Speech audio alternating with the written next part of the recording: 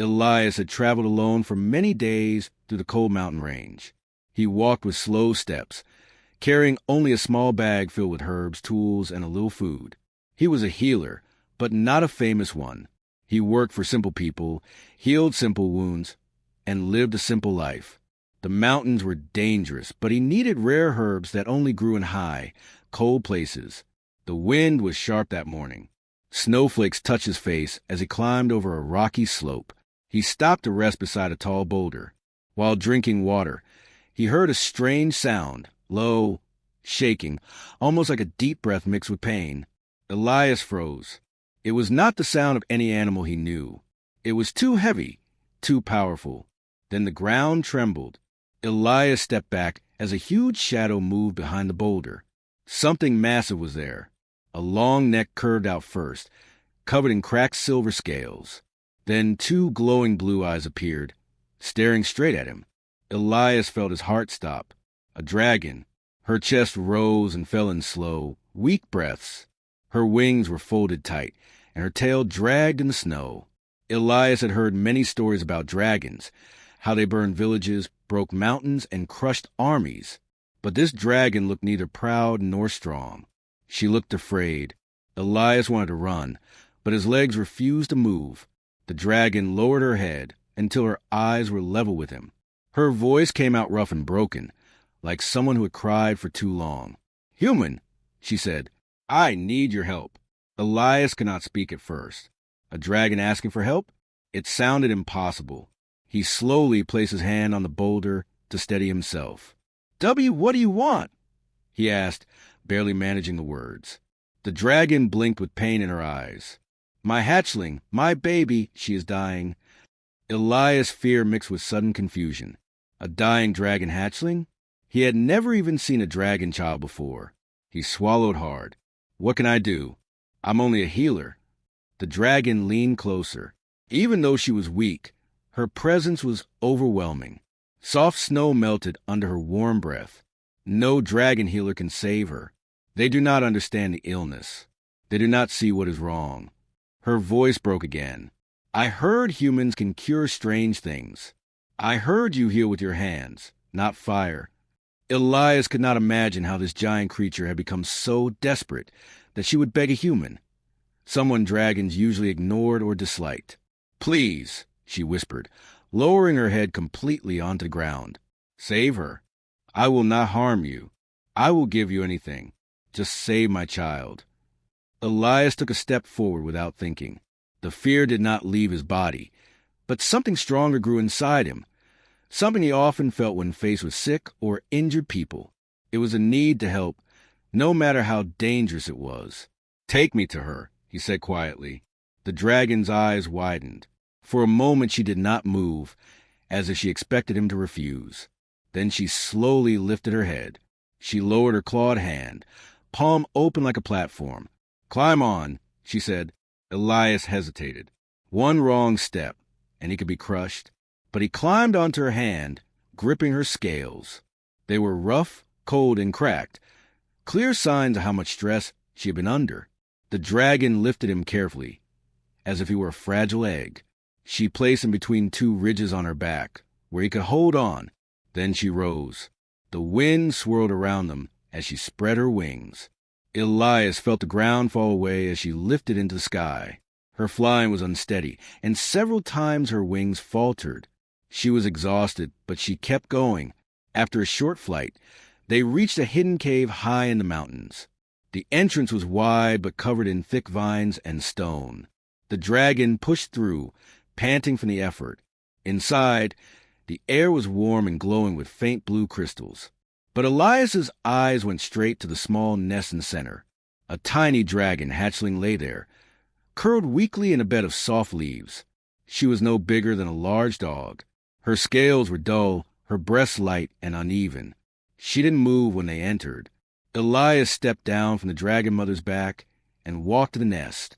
His hands trembled as he touched the hatchling's cold scales. The dragon mother watched him with eyes full of hope and fear. "Can you save her?" she whispered. Elias didn't answer yet. He studied the baby carefully. Something was wrong, something deeper than an injury, something in the air, in the stone, maybe even in the nest itself. I don't know, he said honestly, but I will try. The dragon mother closed her eyes and bowed her head. Elias had never seen such pain on a creature so powerful. And as he knelt beside the dying hatchling, he felt something shift inside him. He had come to these mountains for herbs, but fate had brought him something far greater. A life to save, a promise to keep, and a moment that would change everything. Elias knelt beside the small dragon hatchling, his hands hovering above her tiny, trembling body. She lay curled in the nest, hardly breathing. Her scales, which had been bright and warm, looked pale and cold like fading embers.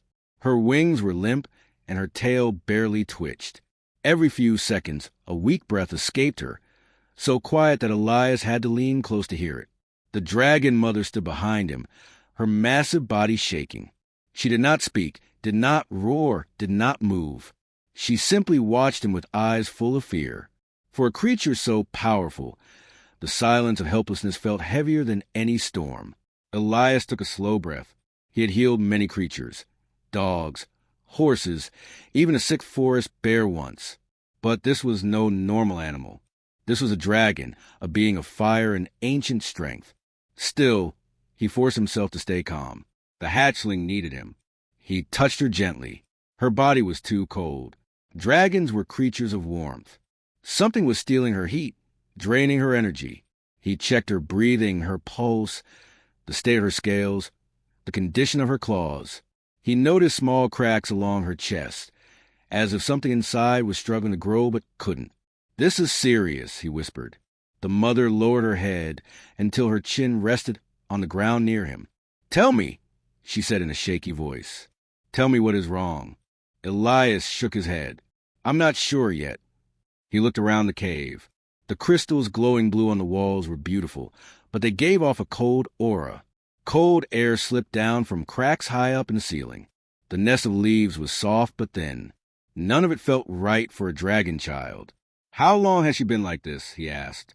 "A few days," the mother whispered. "At first, she only slept more than usual. Then she stopped eating. Then she stopped moving." "Has she breathed fire yet?" he asked gently. The mother closed her eyes. "No, she tried twice. Only smoke came out." That explained a lot. For a young dragon, the first sparks of fire were important. They warmed the heart, strengthened the blood, and protected the body from weakness. Without that warmth, the hatchling's strength faded. Elias placed his hand over her chest again, feeling her heartbeat. It was slow, too slow, but not gone. "She still has a chance," he said quietly. The dragon mother let out a breath filled with relief and fear together. "What must I do?" "I will do anything." Elias looked at her. "I need warmth, a lot of warmth. Not fire, but heat, steady heat." The mother blinked. "I can warm the cave." "No," Elias said quickly.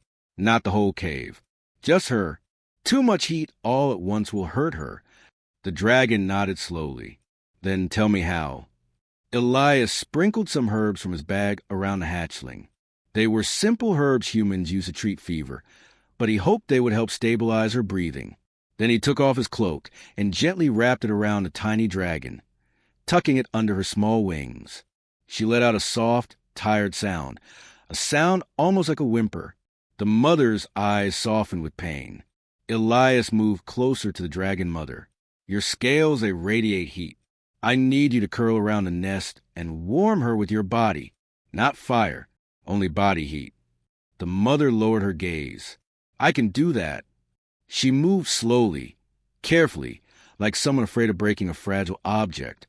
She curled her large body around the nest, leaving only a small opening for Elias to sit. Her warmth spread through the air, melting the cold that had settled over the hatchling. Elias watched the baby closely. After a few minutes, her breathing became a little stronger. Her tail twitched once. The color in her scales grew just slightly brighter, like the start of a spark. "You're doing well," he said softly to the mother. A single tear, glowing and warm, fell from the dragon mother's eye and landed near the nest. "She is all I have," she whispered. "Her father died before she hatched. I cannot lose her too. Elias felt a deep ache in his chest. This was not the proud, unstoppable dragon he had imagined from legends. This was a mother terrified of losing her child. He reached out and touched the dragon's front claw gently. I won't let that happen. The mother looked at him with deep, searching eyes. Why? She asked. Why would a human help us? Elias did not need to think. Because she needs help, and because no child deserves to die. For a long moment, the mother said nothing. She only stared at him as if trying to understand something new. Then the hatchling let out a weak cough. Elias leaned forward quickly. A tiny puff of smoke escaped her mouth. Barely anything, but it was there. The mother gasped. She tried. Elias nodded. She's fighting. She just needs more time, more warmth, more care. The mother closed her large wings around them, forming a shelter of silver scales. Elias stayed beside the hatchling, watching every breath, every twitch.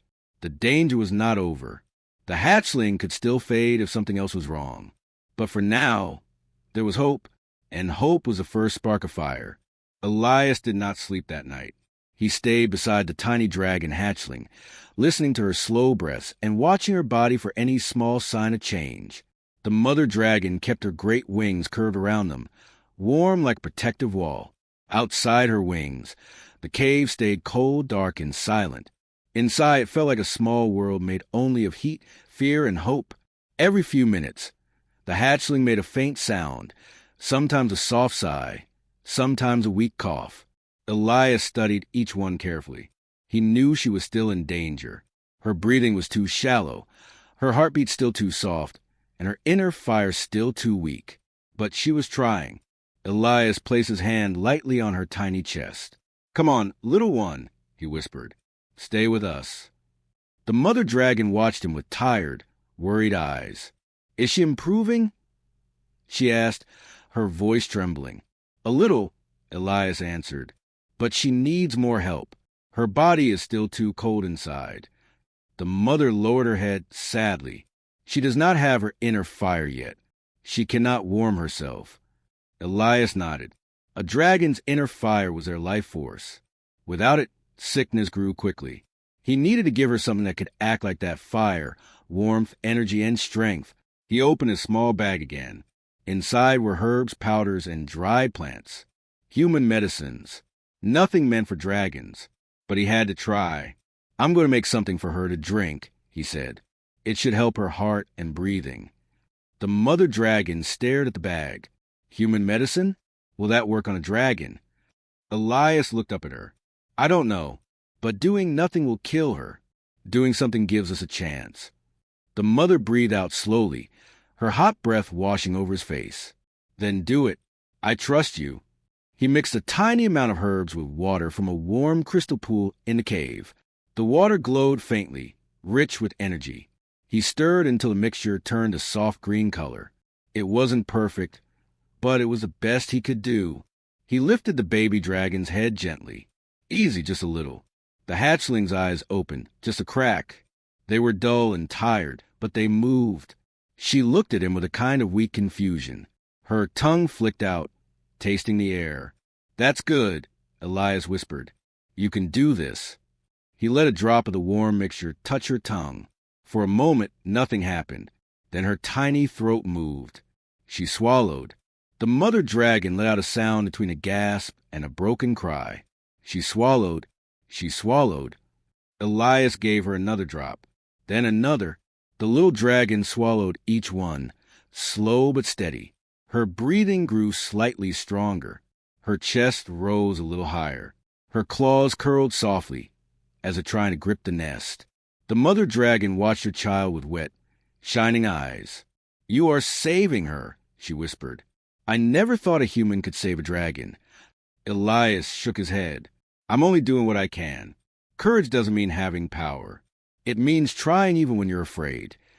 The mother looked at him closely. Are you afraid? Elias let out a weak laugh. Terrified. She tilted her big, silver head. Of me? No, he said softly. Of losing her. The mother dragon stared at him for a long moment. Then she lowered her head until her forehead touched the ground, an ancient gesture of respect. You are braver than you know. Elias felt heat rise in his cheeks. No one had ever bowed to him before, especially not a dragon. Suddenly, a sharp sound echoed from deep in the cave. Cracks splitting through the stone. The mother dragon snapped her head up. Someone is coming. Elias froze. Who? She narrowed her glowing eyes. Dragons. Warriors. Elias swallowed hard. Why would warriors come? The mother looked down at her baby. Because they smell weakness. Because some dragons believe a sick hatchling should not live. Elias felt a wave of cold fear roll through him. You mean they would take her? They would end her, the mother whispered. They would say it is for the good of the brood. Elias rose to his feet, standing between the baby and the sound of the approaching footsteps. His heart pounded. He was only human. No weapons. No armor. Just courage. The mother stared at him in disbelief. What are you doing? Protecting her, Elias said. Until my last breath. You would face dragon warriors? She asked in a shocked whisper. Yes, he said quietly. I won't let anyone hurt her. A huge shadow moved at the far end of the cave. Scales scraped against stone. Deep voices echoed, sharp and cold. They were coming. The mother dragon rose, growling deep in her chest. Stand back. They want her, not you. Elias shook his head. No, they will have to go through me first. For the first time, the mother dragon looked at him not as a human, not as a healer, not as a stranger, but as family. You are brave, she whispered. Braver than any dragon. Elias swallowed, steadied himself, and faced the shadows. Whatever came next, he was ready. The cave shook as the dragon warriors stepped inside. Their claws scraped against the stone floor, and their heavy wings brushed the walls. Their glowing eyes searched the darkness, sharp and cold. Elias felt his legs shake, but he stayed in front of the tiny hatchling, blocking her with his own body. The mother dragon moved beside him, lowering her head and spreading her wings. Her growl filled the cave, deep and dangerous. She was ready to fight. But even she knew she could not win against 3 fully grown warriors. The biggest warrior stepped forward. His scales were dark red, and his eyes burned like fire. Silverclaw, he said to the mother dragon, your hatchling is weak. She should not live. The mother bared her teeth. She is my child. It does not matter, the red dragon growled. A weak dragon brings danger to clan. We will end her quickly. Elias stepped forward before Silverclaw could reply. No, he said, his voice shaking but steady. You will not touch her. All 3 warriors stared at him. The red dragon blinked slowly, almost confused. A human? You dare to stand in our way. Elias's heart raced, but he did not move aside. She is getting better. She swallowed medicine. Her breathing is stronger. She can live. The red dragon snorted smoke. A human's words mean nothing. Silverclaw moved in front of Elias now, shielding both him and her baby. He speaks the truth, she said. This human saved her. The second warrior, a dragon with bronze scales, stepped closer. Saved? How? He is only a human. He gave her warmth, Silverclaw growled. He gave her medicine. He gave her courage. The third warrior, a blue-scale female, sniffed the air. The hatchling does smell stronger. She tilted her head. Her heartbeat is brighter than before. The red dragon still looked angry. It does not matter. Weakness is weakness. Elias suddenly felt anger rising inside him. He stepped past Silverclaw and stood directly in front of the warriors. You talk about weakness, he said. But she is fighting. She is trying to live. Isn't that strength? The bronze dragon blinked at him. The blue dragon tilted her head again, but the red dragon only growled. You do not understand dragons. Elias stood taller. I understand life. Every creature deserves a chance. For a moment, the cave was silent. Then a small sound broke the tension. A tiny, soft breath. Elias spun around. The little dragon was moving. Her body rose and fell in stronger, steadier breaths. Her claws twitched. Her tail curled. Her small head lifted just a little, but enough to show she was awake. Silverclaw gasped. She is breathing on her own. A warm light glowed in the hatchling's chest, weak but real. Her inner fire had sparked to life. The warriors froze. The blue dragon stepped forward slowly. "Her fire," she whispered. "It has begun." The hatchling let out a tiny chirp, soft but full of life. She lifted her head a little higher and looked around the cave with hazy golden eyes. When she saw Elias, her tail wiggled once like a greeting. Elias knelt beside her, tears filling his eyes. "There you are. I knew you could do it." Silverclaw trembled with joy. She wrapped her giant wing around her baby, pulling her close. "My child, my brave little one." The bronze dragon studied Elias quietly. "Human," he said at last, "you did something impossible." The red dragon narrowed his eyes, but his anger was weaker now. "Even so," he grumbled, "she will still grow slowly." "Slowly," Silverclaw said proudly, "is better than not at all." Another soft sound came from a hatchling. Her small chest glowed brighter. Only for a second, but enough to make every dragon in the cave stare. The bronze dragon took a deep breath. "Her fire is real. She is no danger to clan." The blue dragon nodded. "She lives. The law is satisfied." The red dragon huffed, but finally stepped back. "Very well. She may live." He glared at Elias. "But know this, human, you interfere with dragon matters again, and I will not be merciful." Elias met his eyes without fear this time. "If protecting life is interfering, then I won't apologize." For a moment, the red dragon seemed unsure whether to roar or smile. Then he turned and left the cave, the other warriors following behind him. Silence filled the cave again. For the first time in hours, it felt peaceful. Silverclaw turned to Elias. "You saved her," she whispered. "You stood against warriors for her." Elias shrugged lightly, though his hands were still shaking. "I just did what was right." The mother dragon lowered her huge head and touched her nose gently to his chest. "You are more than brave," she said. "You have a dragon's heart." The hatchling crawled weakly toward him and pressed her tiny head against his hand. Her warm breath brushed his skin, soft and gentle. Elias smiled. "And you're to grow strong. I believe in you." Silverclaw wrapped her wings around both of them, forming a warm shelter. The hatchling breathed again, steady, alive, safe.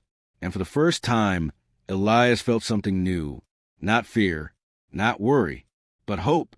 Elias stayed beside the little hatchling as the hours passed.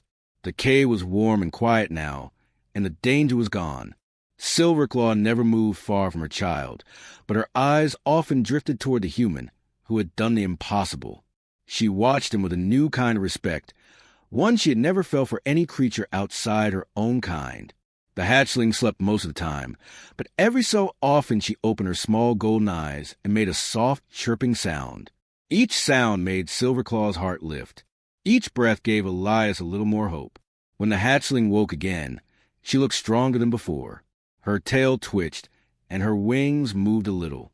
She even tried to lift her head higher, though she fell back down with a small squeak. Elias smiled and gently placed his hand under her chin to help her steady herself. "There you go," he whispered. "Slow is fine. You're getting better." Silverclaw lowered her head and watched closely. The sight of her baby moving made her eyes shine with warmth. "She likes you," she said softly. Elias laughed a little. "She's brave, and she fought hard." The mother dragon nodded. "She fought because you showed her how." Before Elias could answer, a deep rumble traveled through the stone walls. It wasn't a sound of danger. It was the sound of many dragons gathering outside. Silverclaw's wings stiffened. "The clan comes," she said quietly. Elias stood up quickly. "Are they coming to take her again?" "No," Silverclaw replied. "They come to see. They come to judge for themselves." Heavy footsteps and wing beats filled the air. One by one, dragons entered the cave. Young ones, old ones, warriors, healers, and elders. Their scales reflected the torchlight like jewels. Their eyes were sharp, curious, and full of questions. The hatchling made a small sound, almost like she sensed the attention. She curled closer to Elias's foot, seeking comfort. An elder dragon with silver-white scales stepped forward. His wings were long and marked with ancient scars. He looked first at Silverclaw, then at Elias, and finally at the tiny hatchling. "So the story is true," the elder said. "A human saved a dragon child." Silverclaw placed her wing protectively around the hatchling. "Yes, without him, she would have died." The elder stared at Elias with slow, searching eyes. "Humans have stood against us before," he said. "They have fought us, feared us. Some have even hunted us." He lowered his head slightly. "But you chose to save a dragon life." Elias swallowed but did not look away. "She was dying. I couldn't just watch." The elder studied him a moment longer. Then he spoke loudly enough for all dragons in the cave to hear. "Saving a hatchling is not a small thing. Dragons honor those who protect life." Whispers moved through the gathered dragons. The elder turned to Silverclaw. "Your child is young, but she carries fire. We have seen it. Her heart burns with promise." Silverclaw bowed her head. "She lives because of the human." Then the elder said, "A choice must be made." Every dragon fell silent. Elias felt his chest tighten. "What choice?" The elder looked at him. "A dragon who owes a life debt cannot walk alone. A human who saves a dragon child becomes tied to the dragon clan." His voice rose, deep and echoing. "A pact must be formed." Elias blinked. "A pact?" Silverclaw stepped closer. Her voice was warm. "It means you are part of her life now. And mine." The hatchling chirped again, as if agreeing. Elias felt something strange and powerful inside him. It wasn't fear. It wasn't worry. It felt like belonging, something he had never felt in many years. "What does the pact do?" he asked. The elder answered, "It connects you to us. You protect her, and we protect you. Her fire will grow, and one day she will remember that a human helped her take her first breath of life." Silverclaw lowered her head to Elias. "If you accept this bond, you become family to us." Elias looked down at the small hatchling curled beside him. Her tiny chest rose and fell with steady breaths. Her eyes blinked up at him, full of trust. He thought about the danger he faced earlier. He thought about the warriors who nearly destroyed her. He thought about the moment she breathed again, choosing life despite the odds. He smiled. "I accept," he said. The elder lifted his wings. Silverclaw bowed her head. The dragons around them lowered their necks in respect. The hatchling crawled forward with trembling legs and pressed her forehead gently against Elias's hand. A warm glow passed from her scales into his skin, soft, bright, and full of life. A cheer rose from the dragons, their voices echoing through the stone halls. It wasn't loud or wild. It was deep and warm, like a sunrise after a long night. Silverclaw touched her forehead to Elias's shoulder. "From this day," she said, "you walk with dragons." Elias felt tears in his eyes, not from fear, not from sadness, but from something stronger. The hatchling curled in his lap, her tiny wings resting gently against his arms. Her inner fire flickered softly, warm and steady. And in that moment, Elias understood something true. He did not just save a life. He gained a family, a bond made of fire and flesh, a pact that would last forever.